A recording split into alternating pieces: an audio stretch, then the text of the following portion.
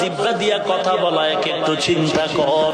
এই জেহেনের ভিতরে আমার পুরা বডি যদি তুমি এক একটা ভিন্ন করে দেখো, 2 ঘন্টা বয়ান আমার ভেতরে কোথাও কথাগুলো জমা নাই।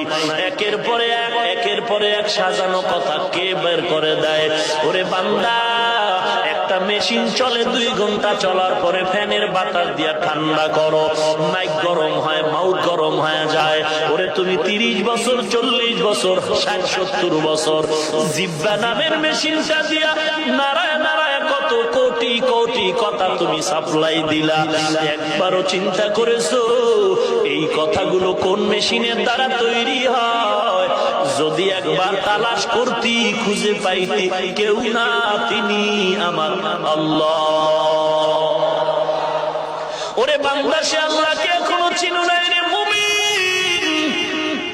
ইমাম মালিককে প্রশ্ন করা হলো, আল্লাহ যে একজন, কোন দলিল আছে নাকি? ইমাম মালিক বলেন, ও ভাই, আল্লাহ যে একজন চমৎকার দলিল হলো।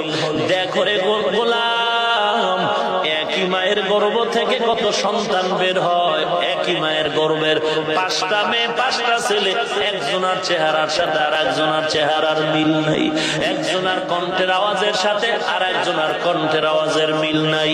ওরে আল্লাহর কুদরত ধরে কেন বান্দা তুমি আজ আল্লাহরে চিনো না? আল্লাহর জমিনে থাইকা কেন তুমি আল্লাহরে মানতে পারলা না? ওরে কয়দিন আর বাহাদুরি করবি রে যুবক, কয়দিন আর আল্লাহর বিরোধিতা করবা? আজকে এত বয়ানের পরেও কেন তুমি দাঁড়িয়ে রাখতে চাও না নামাজ?